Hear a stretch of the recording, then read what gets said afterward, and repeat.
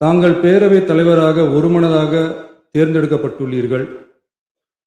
தங்களை இந்த ஆசனத்தில் மாண்புமிகு பேரவை முன்னவரும் எதிர்க்கட்சி தலைவரும் தங்களுடைய கரங்களை பிடித்து அழைத்து சென்று அமர வைத்தார்கள். இந்த சம்பிரதாயம் எப்படி வந்தது என்று சொன்னால் சுவாரஸ்யமாக இருக்கும். பெரிய வரலாறு இச்சம்பவத்தில் உள்ளது. அக்காலத்தில் அனைத்து அதிகாரங்களையும் பெற்ற மன்னரும் இருந்தார், பாராளுமன்றமும் இயங்கியது.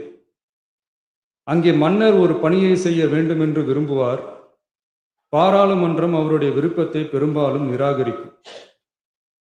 மன்னர் விரும்பிய காரியத்தை பாராளுமன்றம் நிராகரித்து விட்டது என்கிற செய்தியை மன்னருக்கு சொல்ல வேண்டியவர் பாராளுமன்ற தலைவர், ஸ்பீக்கர் என்பார்கள். பாராளுமன்றத்தின் கருத்தை மன்னரிடம் சொல்ல வேண்டியவர் ஸ்பீக்கர். அதற்கு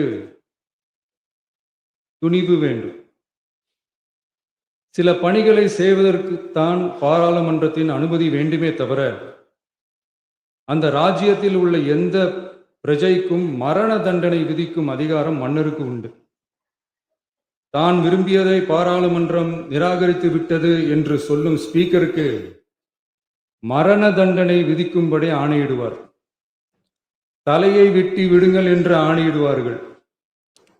இது பலமுறை நடந்ததால் யாருமே இந்த ஸ்பீக்கர் பதவிக்கு வர விரும்ப மாட்டார்கள். எனவே புதிதாக பாராளுமன்றம் அமையும் போது ஸ்பீக்கர் பதவிக்கு ஒருவர் அறிவிக்கப்பட்டவுடன் அவர் உடனே தலை தப்பித்தால் போதும் என்று ஓட்டம் பிடிப்பார்.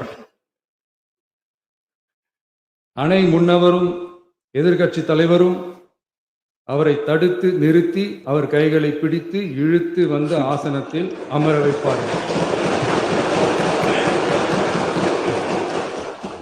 இதுதான் அந்த காலத்தில் இருந்து வந்த மரபு.